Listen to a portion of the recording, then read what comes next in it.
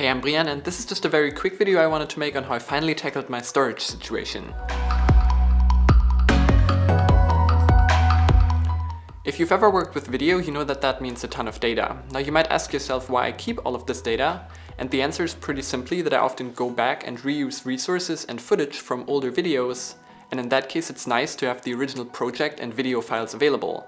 Up until now, I've done what probably most people do with all of that data and stored it on external hard drives.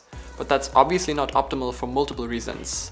If one of the drives dies, then all of the data is gone, which would be extremely unfortunate, and it's also not that easy to access. So what's the solution? Of course, a NAS, or network attached storage device. And I've actually looked into getting one for a while, but because that isn't exactly cheap, I kept holding off on it and piling up external hard drives. But now that I have more time on my hands, and because this drive was getting full, I finally decided that was the perfect time to not buy another external hard drive, but to actually look for a permanent solution.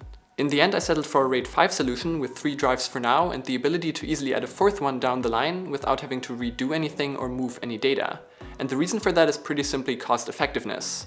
While a 2-bay NAS with 2 drives in RAID 1, so one mirrored to the other, is way cheaper for the enclosure itself, the drives are much more expensive because they have to be higher capacity, especially because you don't have room to upgrade in the future. So when the decision came to go with 2 8TB drives in RAID 1 or 3 4TB drives in RAID 5, I went the latter route because while both give me the exact same usable capacity of 8TB, the latter option is cheaper and gives me the option to upgrade to 12TB in the future if need be.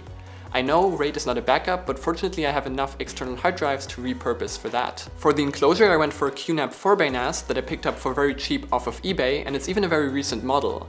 Synology would have also been an option, but they're much more expensive for the same performance, and both don't really differ in terms of their feature set. And of course I could have also built something myself with more performance, maybe even for cheaper, but for what I need this really is plenty.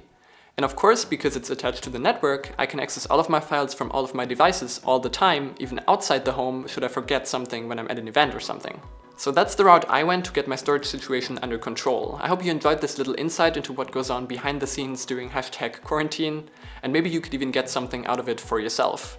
Of course, I'm going to put all of the links to what I bought exactly in the description down below.